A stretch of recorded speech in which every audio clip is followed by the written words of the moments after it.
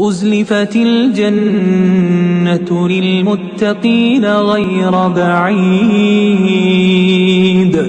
هذا ما توعدون لكل أواب حفيظ من خشي الرحمن بالغيب وجاء بقلب منيب ادخلوها بسلام ذلك يوم الخلود لهم ما يشاءون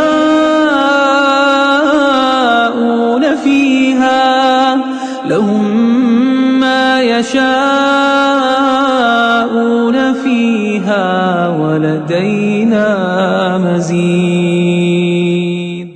ذلك عالم الغيب والشهادة العزيز الرحيم الذي أحسن كل شيء خلقه وبدأ خلق الإنسان من طين